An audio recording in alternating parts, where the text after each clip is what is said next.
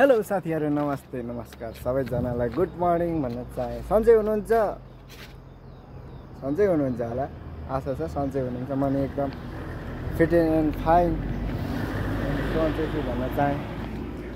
अनि आज चाहिँ म धनकुटा गएर आएको टक्कसँगले बिहानै उठ्नु बित्तिकै मुख सुख धोएँ, ब्रस गरेँ, चिया खाएँ, पानी खाएँ, धनकुटा।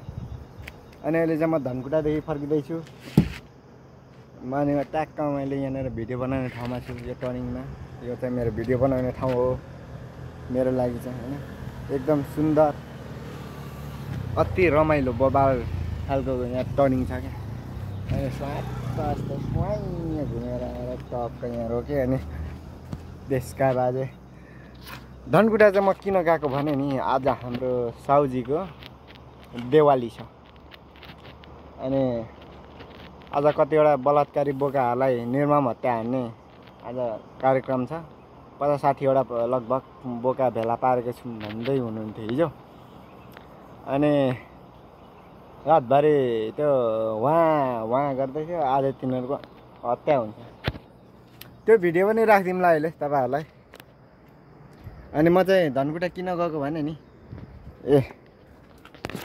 यहाँ 3 वटा क्यानमा मही लिनु गएको। मही डेरीमा गएको थिएँ। अनि त्यहाँदेखि मही लिनु जा भन्यो। अनि मही लिएर म फर्किँदैछु। अब चाहिँ तल मूलघाट हो, त्यहाँदेखि म यस्तो तेर्से कोसीको किनारै जानुपर्ने हुन्छ। लगभग मलाई अब आधी घन्टा लगभग 45 मिनट जस्तो लाग्छ होला। सो अनि अहिलेको लागि चाहिँ म यति भन्नको लागि चाहिँ भिडियोमा आएको। अनि धनकुटा नन स्टप गएर अनि नन स्टप फर्किहालेँ। त्यसका बाद ढाड दुखेर मर्नु भइरहेको छ। साथी हो, यहाँ बस्दा बस्दा मेरो चाखको डामै भइसकिरहेको छ। अनि यतातिर बाटो बनाउँदै जानुपर्छ। बाटो यस्तो बबाल बिग्रेछ कि टायरको गति यस्तो छ। यहाँनिर यो पनि यसलाई के भन्छ, यो पनि सबै यस्तो हिलोले गर्दा कि।